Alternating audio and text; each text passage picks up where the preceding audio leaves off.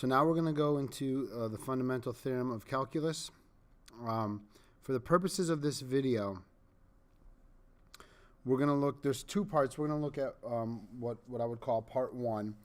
And we're just going to look at what the theorem says and then how to apply it. It is a very, very powerful theorem. And we're going to need to kind of go through where it comes from, why it is what it is.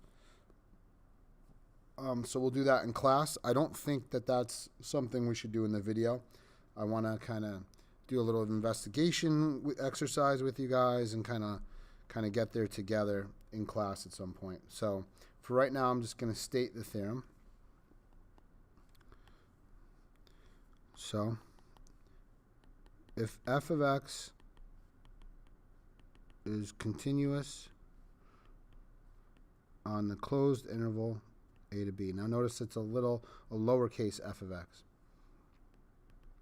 And capital F of x, remember we use capital F of x to denote the antiderivative of little f.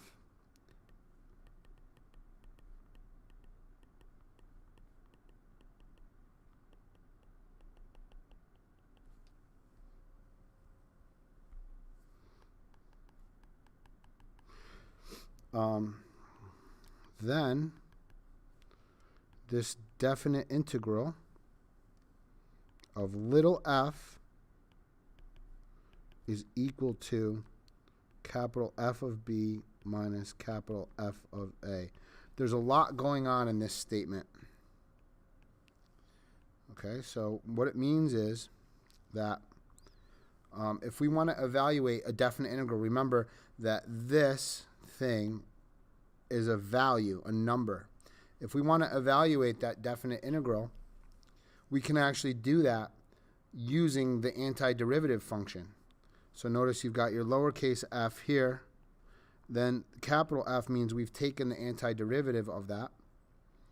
And we're going to plug in our endpoints of our interval. We're just going to evaluate it at one endpoint, the upper endpoint minus the lower endpoint. And that value is equal to the value represented by the definite integral. So one application of this definite integral, as we've seen, is the area under a curve, or area bounded, I should say, area bounded by the curve in the x-axis on the given interval. So that's just one application. And those two ideas have been separate for a while, right? There was the way we found the area bounded by the curve in the x-axis was to do Riemann sums and do limits of those. We just did approximations, but we can get exact area through a limit process of Riemann sums, and that was the way to do that. We're going to do the limit of the sum of the products, right? Because when we find the area of one rectangle, it's a product length times width. We add those up, so we're summing all of those products. So we were doing a limit of the sum of products. And that's how you can get the exact area.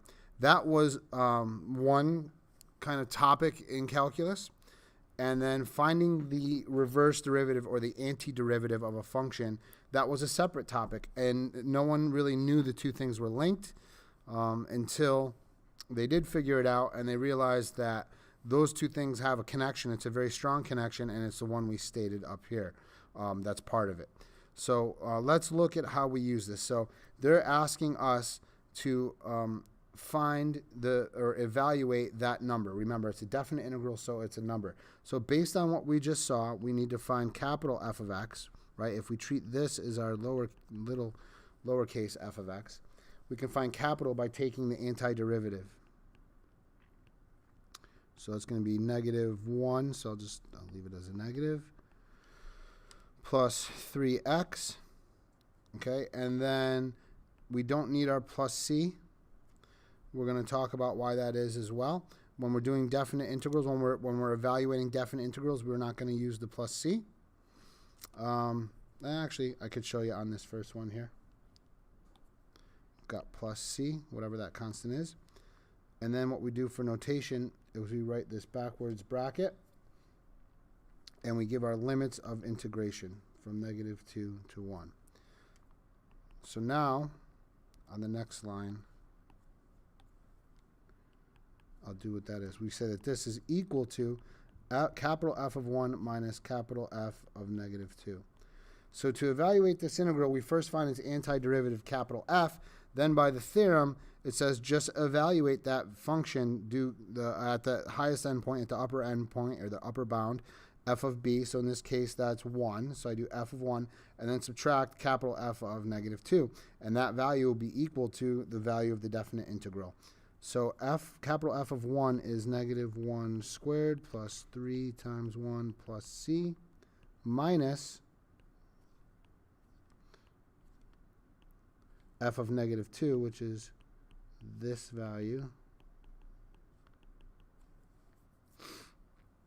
So we simplify further, and we get negative 1 plus 3 plus c minus, I do have to keep the brackets on the second one.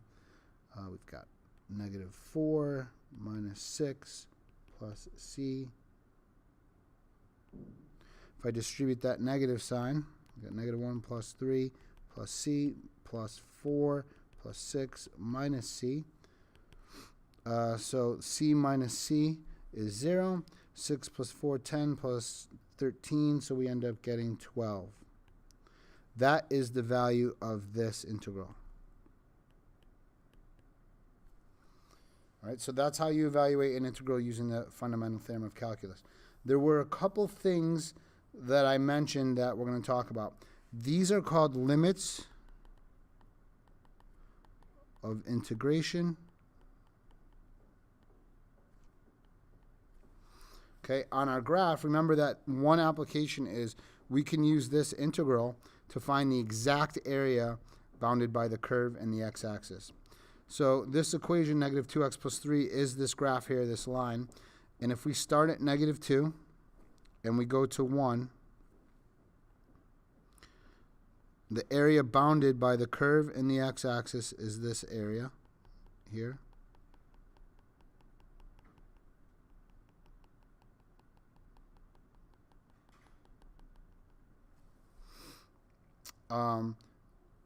And so that's an application of the definite integral. We found it to be 12.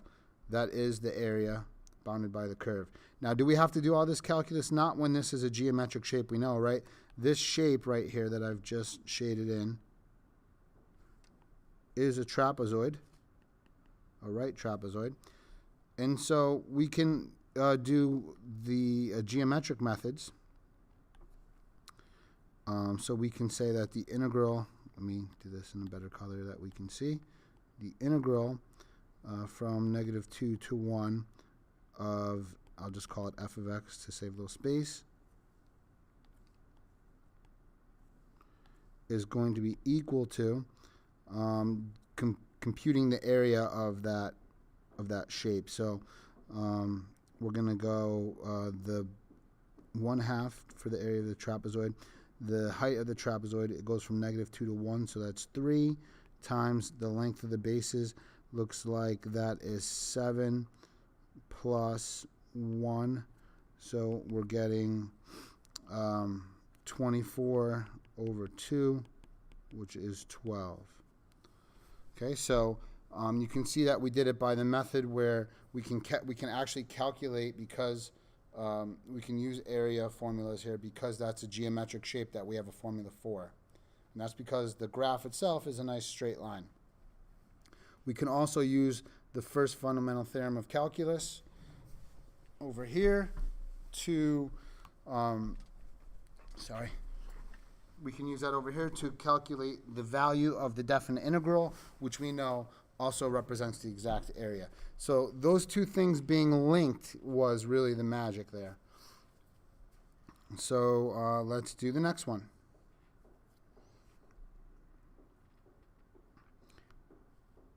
Capital F of x, again here, is equal to the same thing.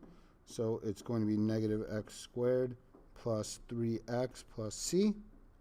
We're going to evaluate from 2 to 5 this time. So that means that's going to be capital F of 5 minus capital F of 2. So when we do that, we're going to get negative 5 squared plus 3 times 5 plus c minus negative 2 squared plus 3 times 2 plus c.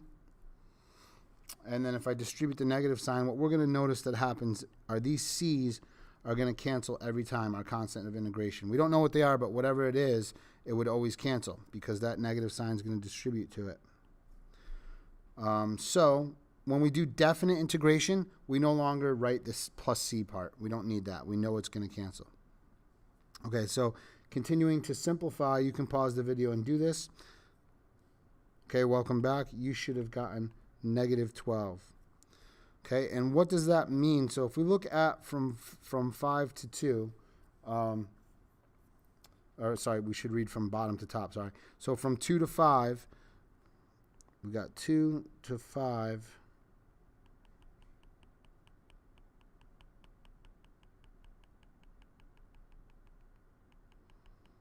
We can't have negative area, right? So the area of that shape is 12 squared units, but the negative just at least denotes, it tells us if it's area that's above the axis or below. So in this case, the negative 12 just means that we've got more area below the axis than above. In this case, all the area is below. Now, if we use our, we're going to confirm with our geometric method here. Again, this is a trapezoid.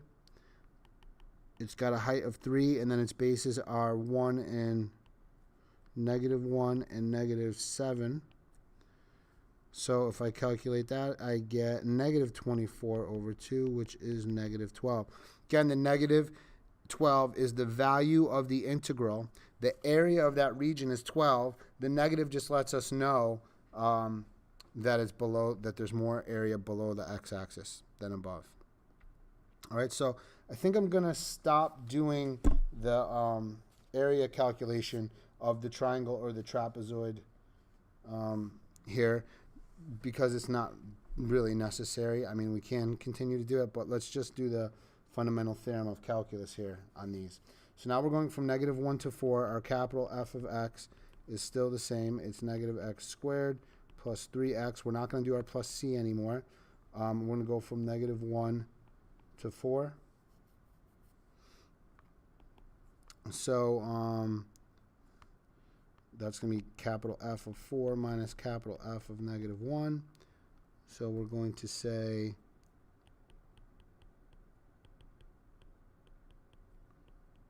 I don't need the brackets really on the first part. It's the negative that I need it on the second part.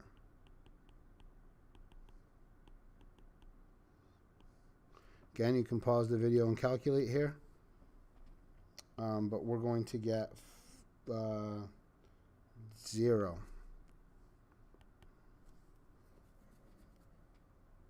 Right, yeah, okay. That's going to be 0. So if we look at this, that's because if we calculate from negative 1, the area bounded by the curve in the x-axis,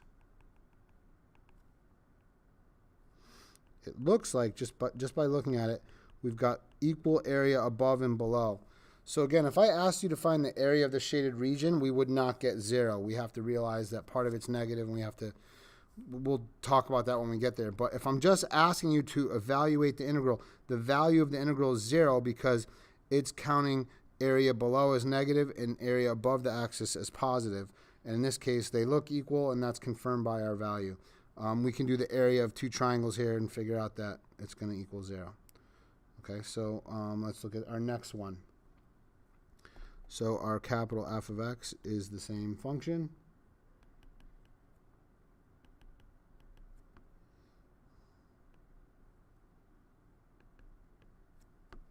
You'll see this, by the way. Some people do this. Instead of the backwards bracket, they'll use that notation. Capital F of 3 minus capital F of negative 1. So we get, you can do this yourself. Pause the video and do it. Welcome back. We get 4. I have to tell you, it is good practice to do this by hand. If you're doing these on a no calculator part of the exam, you need to work out you need to be doing this stuff here by hand. It is helpful. All right, so now if we look at the area from -1 to 3, let's see what that means on the graph here.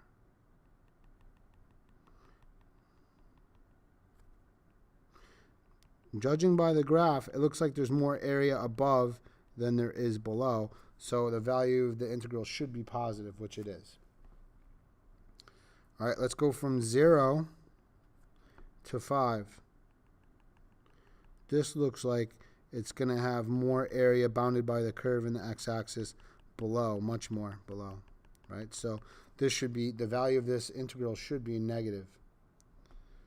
So we've got our capital F of x is negative x squared plus 3x. It's the same one we've had from 0 to 5. F of 5 minus f of 0. You can pause, work this out. You should end up getting negative 10. All right, here's the part where I'm going to do a little video editing. I am going to make another video and insert it here to show you how we can check these answers on our calculator for all of these, because they did ask us to do that. We had to shade it. Actually, we don't need to do it here, but I'm still going to. I'll show you how to use your calculator. You check your definite integral. You come to y equals. You put in some function, so we can go 5x to the 8th minus 1/3 x squared plus 3. I quit out. I go alpha f2. We've got number 4 is fn integrate, fn int. So let's say we want to integrate from 0 to 5 of that function.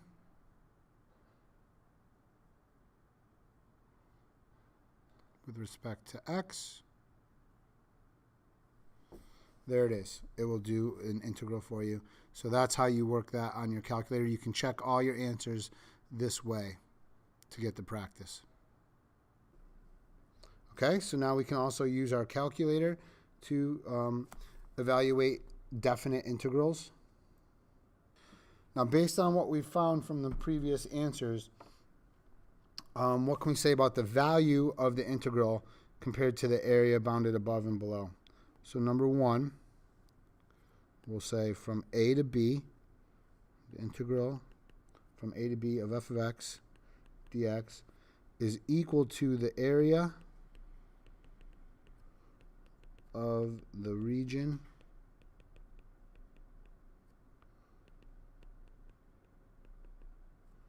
bounded by the function f of x. Notice that it's lowercase f and lowercase f. It's the function that's in the integral. Whoops.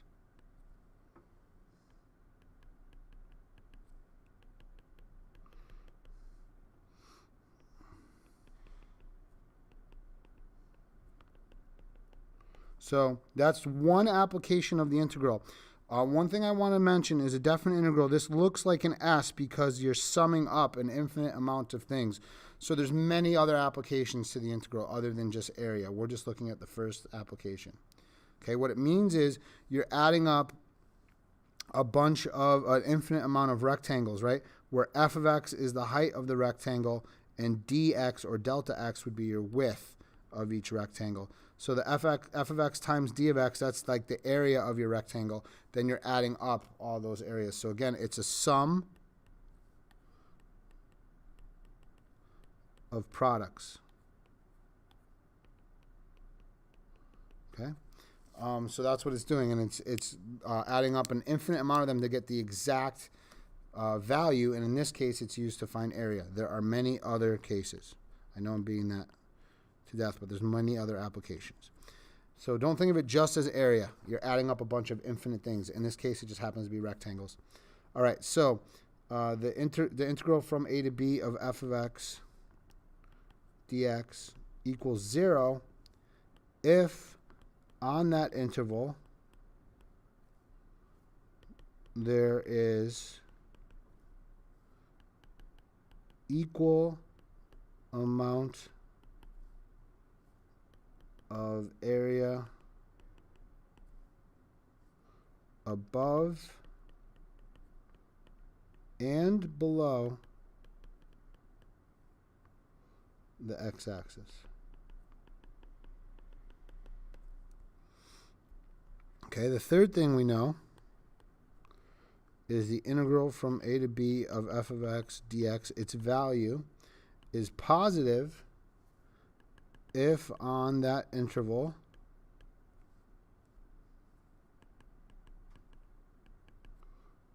there is more area above the x-axis than below.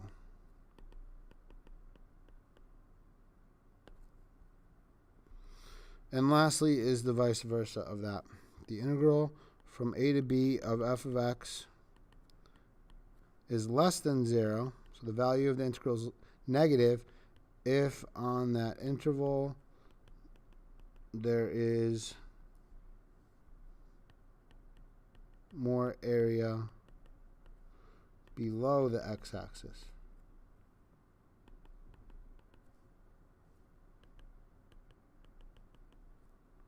Than above.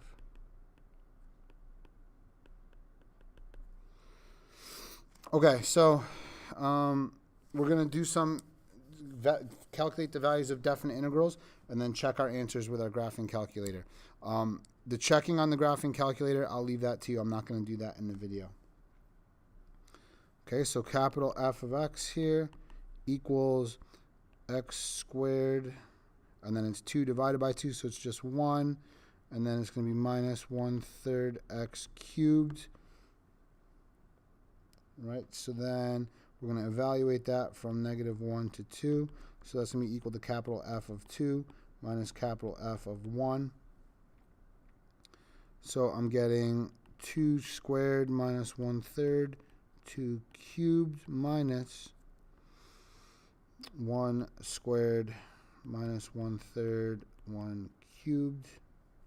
So when we calculate this out by hand, again, this is good practice. So what's that? 8 minus 8/3, and then minus 1 plus 1/3. You got to distribute that negative sign. That's important. So negative 8/3 plus 1/3 is negative 7/3. 4 minus 1 is 3 minus 7/3. So was I plugging in -1? Sorry, I was supposed to plug in -1. I was going to say I got a different answer. So that's a -1. All right, let's start this part over. So -1 squared is still 1.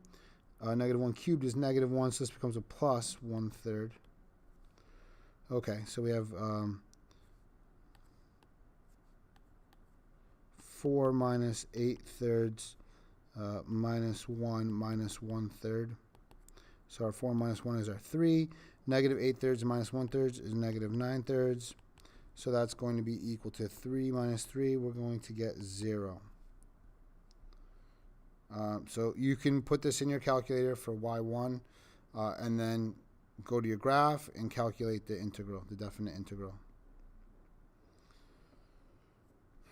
Okay, now we want to evaluate the integral from -2 to 3 of this function. So we're going to say that this does not exist because the fundamental theorem of calculus is not applicable.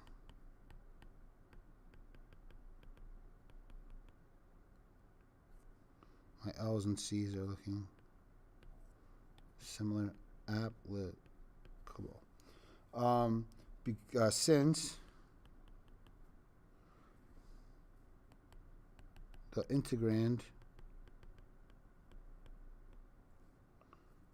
is not continuous on the closed interval, it has a discontinuity at 0, right? So if we come back to our fundamental theorem of calculus, part 1, f of x is continuous on the closed interval. That's important. We need to have it be continuous over the interval. All right, let's look at the next one. So we're going to have to rewrite this algebraically. It's not continuous on 0, but that's fine. It's not on the interval. We're going to write this as 2x over x squared plus 3 over x squared dx. So we're just doing some algebra to get it ready to do power rule, essentially. So we've got 2 over x plus 3 times x to the negative 2 dx. So our capital F of x here, 2 over x, I kind of just, that's factory call. That's 2 times the ln of the absolute value of x, or so 2 times the natural log of the absolute value of x. Then I increase the power by 1, so it becomes a negative 1 times the 3 is a negative 3. X to the negative 1, which is 1 over x. That's our antiderivative, our capital F of x. So now we're going to evaluate from 1 to 4. So now that's going to be capital F of 4 minus capital F of 1. So now we've got 2 times the natural log of the absolute value of 4 minus 3. We'll call it, it's just minus 3 over x. So we'll say minus 3 over 4 minus f of 1, 2 times the natural log of the absolute value of 1 minus 3 over 1. So now we've got 2 natural log absolute value of 4 minus 3/4 minus 2 natural log absolute value of 1 plus 3. Should be putting equals here. So now we're going to look at collecting like terms. So we've got 2 natural log of 4 minus 3/4 minus 0 plus 3. So we can combine the 3 and the 3/4. What's that going to be? That would be 12/4, 9/4. So it's going to be 2 natural log of 4 plus 9/4. I can drop the absolute value at this point because 4 is already positive. Probably could have dropped it a while back. That is the value of our definite integral. Again, you can check that on your calculator. Let's look at the next one. Our capital F of x is going to be x squared divided by 2, just gives me the 1. The integral of cosine is sine of x. So now we're going to evaluate from 0 to pi. So it's going to be capital F of pi minus capital F of 0.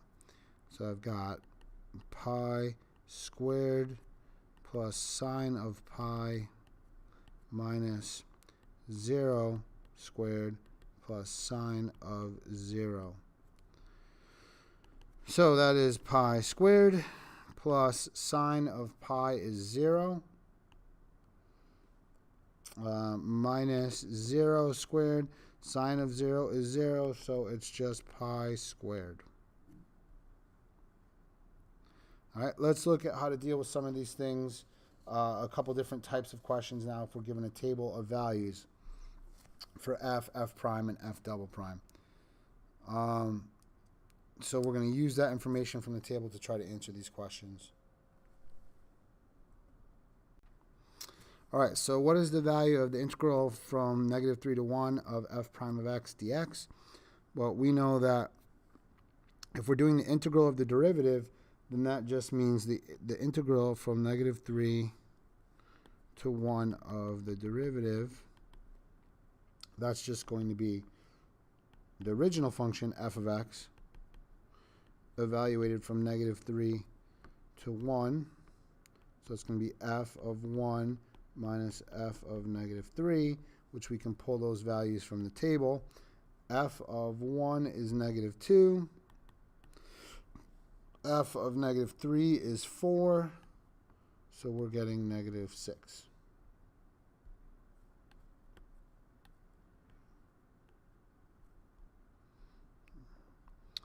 What is the value of this definite integral? So again, we can kind of integrate in part, like in term by term. So we know that basically the integral of f prime is going to be f, and then the integral of f double prime will be f prime, and we're going to evaluate that. I'm going to cut out some of the writing out all the steps here. I'm going to evaluate that from negative 1 to 3. So that means first we're going to plug in 3. So we got f of 3 plus f prime of 3 minus, I'm a little bit out of room, let me move that down here.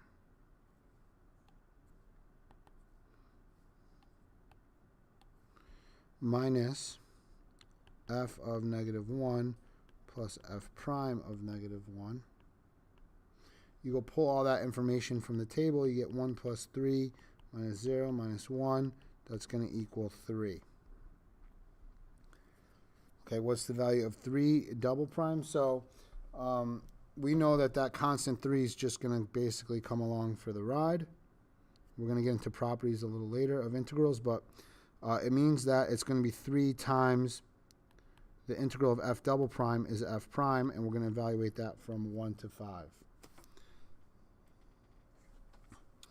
So that's going to be equal to 3 times f prime of 5 minus 3 times f prime of 1. Pull that information from the table. You get 3 times 2 minus 3 times 0. We're getting 6.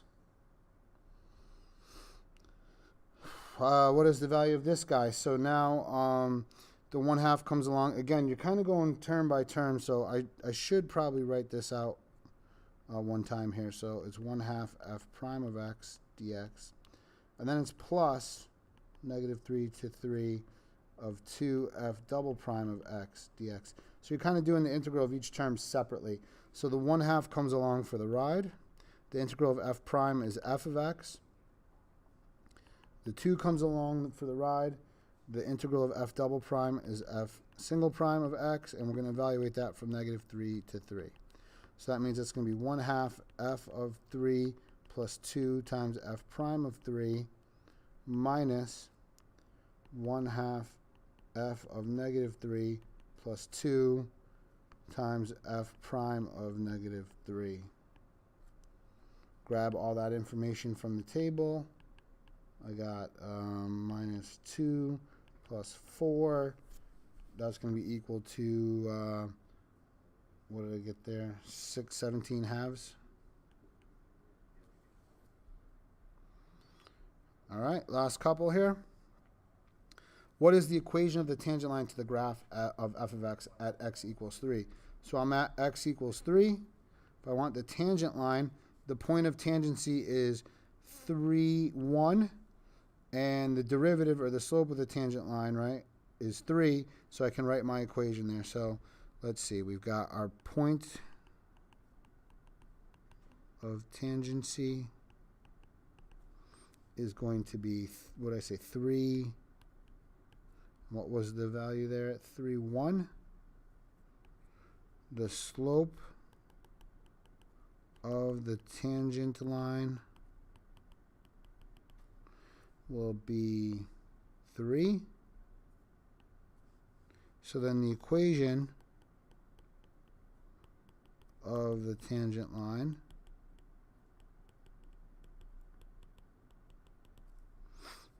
will be y minus 1 equals 3 times x minus 3. So now they're saying use the equation of the tangent line in number 5 to approximate the value. Maybe you want to tell them, by the way, where you're getting this stuff from the table. F of 3 is 1. F prime of 3 is 3. That's where this stuff comes from. Use the equation of the tangent line to approximate the value of 3.1. Is this an over or under approximation? Give a reason for your answer. Okay, so we are going to plug in 3.1.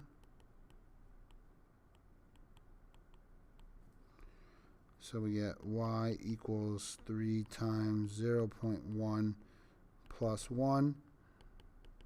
So we're getting 0.3 plus 1. We're getting our approximation is, I should be using my about symbols, 1.3. So there's our approximation. Is this a under or over approximation? We can look and see what we know about the graph. It looks like at that value, the second derivative is negative.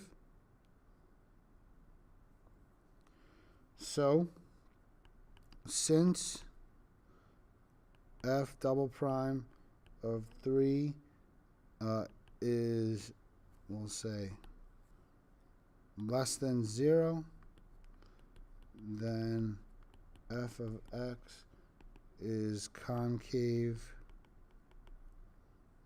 down at x equals 3. Whoops.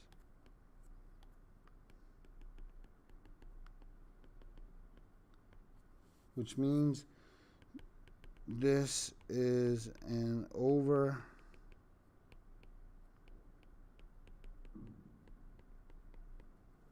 approximation of f of 3.1. All right, kids, here's the deal, though. Really, we should be saying that the concavity from 3 to 3.1 is the same. We need to kind of really say the concavity is concave down over that interval, that it doesn't switch concavity somewhere between where we drew the tangent line and the value we're estimating. We can't really say that on these questions because I didn't give you that information. I don't know what's happening in between the values of the table, but in the future, on a table, if I write, that the graph is always concave up or something like that, you've got to mention not only at the point of tangency that it's concave up, you should say it's concave up on the interval and state the open interval from the point of tangency to the point we're evaluating at, or that we're approximating at. So that just means it would look something like this. It's concave up on the interval from 3 to 3.1 in this case. Okay, we want to mention that it's concave. In this case, it was concave down, sorry. Concave down on that interval. All right.